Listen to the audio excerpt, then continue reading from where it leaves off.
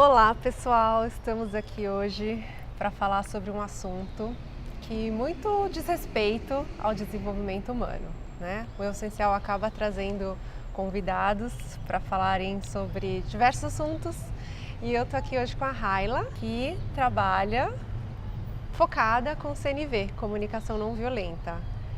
E a Raila acabou me apresentando para a CNV, fiz um curso a convite dela.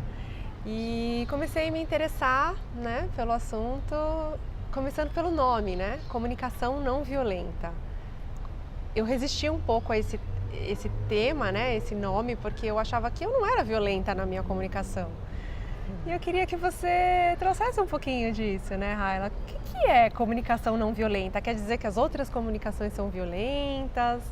Como que é esse processo para você, né? Trazendo a partir da sua realidade, da sua vivência.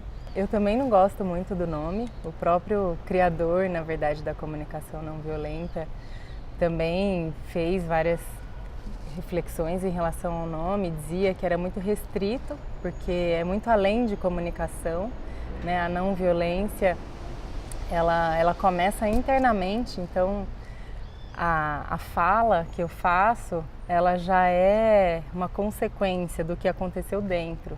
E, de fato, a comunicação em si externa é só um pedacinho.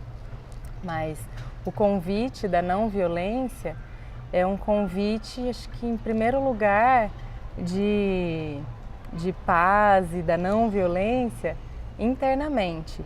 De primeiro a gente equalizar dentro da gente as diversas vozes que temos, né, na psicossíntese, as chamadas subpersonalidades, para daí o que sair da gente sair de uma forma harmoniosa e que cuide da gente ao mesmo tempo, do outro ou dos outros.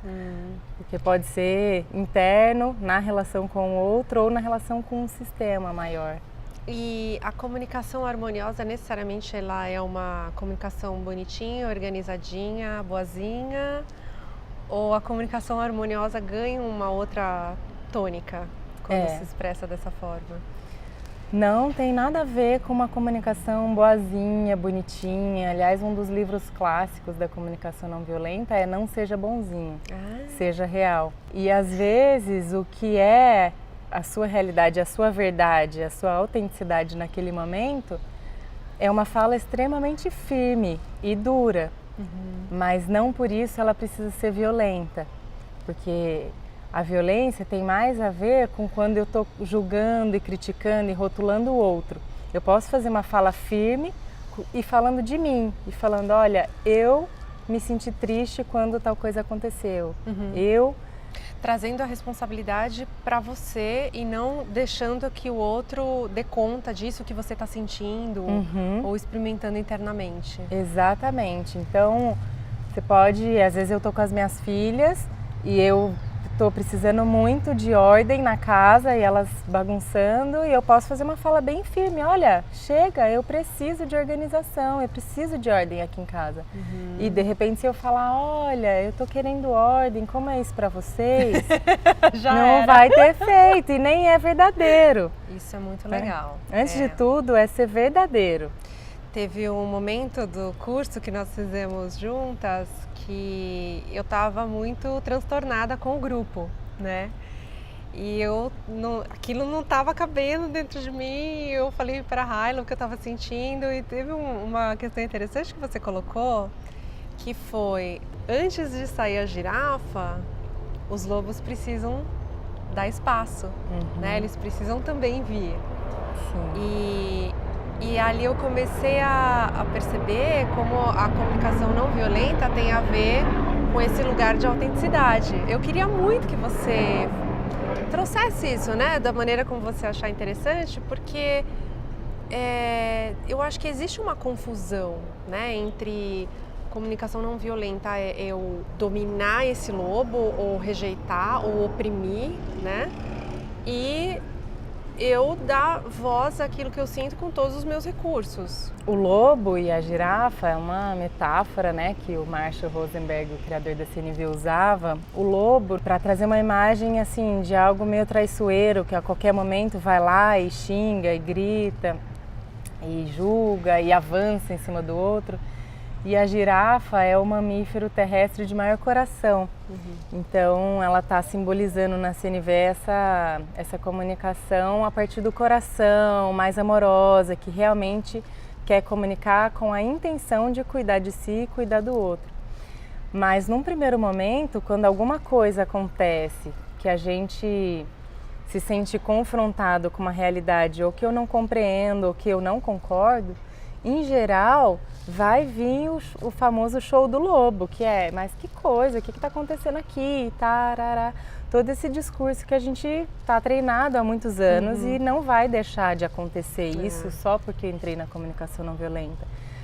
O convite é ter consciência desse show do lobo, perceber que eu estou dizendo tudo isso, me dá um tempo para esvaziar esse discurso, que às vezes vai ser de 2 minutos, às vezes vai ser de 2 dias, e então poder ir migrando para o coração, para o que eu realmente senti, para o que valor meu que estava em jogo ali naquela situação e que foi ferido e que essa situação então me gerou tanto incômodo, para daí eu ter condição de ir para a conversa da girafa. Isso é muito legal porque vai muito além das técnicas. Antes de fazer o curso e também de conhecer um pouco mais através da Raila, eu via muitos vídeos que davam técnicas, né? Passo a passo para você desenvolver CNV.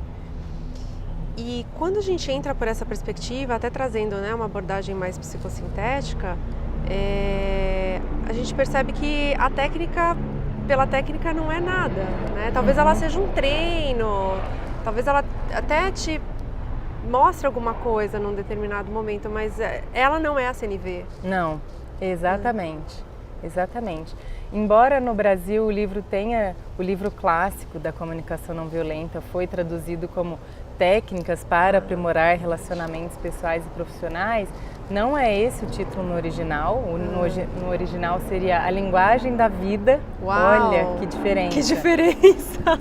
E de fato, a técnica, ela pode ser um caminho de tornar mais didático o aprendizado. E às vezes no começo eu uso a técnica, mas sabendo que não é a técnica. A técnica é o meio para que eu viva a partir desse lugar do coração, né? Que é o convite da girafa. Que é incrível, né? Porque se a gente fala... como que é o livro no original? A Linguagem da Vida. A Linguagem da Vida. E falar a partir do coração e ter coragem de falar a partir do coração, porque muitas coisas que o coração traz também demandam muita vulnerabilidade, muita exposição, né? Enfrentar as nossas culpas, nossas vergonhas. Então não é bonitinho, né? Não é sempre girafinha. Isso é muito legal, né? Sim, exatamente. E por isso que às vezes o mais autêntico é não fazer a técnica. Se naquele momento eu não consigo fazer bonitinho todos os steps, né? Os passos. Os famosos passos. É melhor eu fazer o que é a minha verdade do que eu fazer a técnica, né? Então a técnica ela só vale enquanto ela estiver me ajudando a me conectar comigo e, portanto, me conectar com o outro. Se ela começar a ser um empecilho, é melhor deixá-la de lado. E qual seria a relação de vulnerabilidade, já que a gente estava falando sobre ela, com a comunicação não violenta? O que uma coisa tem a ver com a outra? Bom, para mim e para o Rodrigo também, que é o meu parceiro aí que dá os cursos comigo, para a gente tem tudo a ver. Assim, dentro dos nossos cursos a gente sempre fala de vulnerabilidade, porque acho que a grande dificuldade de fazer essa fala a partir do coração é o medo de expor o que está vivo aqui em mim e o outro de repente não gostar, não acolher, não aceitar, né? E a gente quer tanto ser aceito pelo outro e acolhido que às vezes a gente prefere ficar com uma camada, uma casca e fazendo falas que são o que eu acho que o outro espera que eu deveria falar, mas eu não estou me mostrando. Então, me mostrar de verdade e expor o que eu estou sentindo, o que eu estou precisando e pedir para o outro o que eu estou precisando é extremamente um ato de vulnerabilidade. Isso que você acabou de falar é muito legal. Pedir para o outro, né? Então, uma das coisas que eu percebi foi isso, né? A demanda, né? Quando eu quero que o outro faça, ou eu quero que o outro entenda, ou eu quero, né?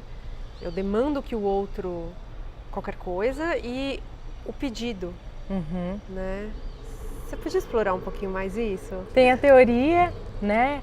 Então a teoria lá bonitinha da CNV é que a gente deveria ser capaz de fazer um pedido que não seja uma exigência, ou seja, estar disposto a pedir e realmente acolher um não. E saber que o outro, quando me diz não, ele está dizendo sim para alguma outra necessidade dele, então está tudo bem. Mas a gente foi habituado a fazer pedido disfarçado, né? Disfarçando uma exigência. Isso é uma das teorias aí do pedido na CNV. E na minha prática tem sido revolucionário, assim.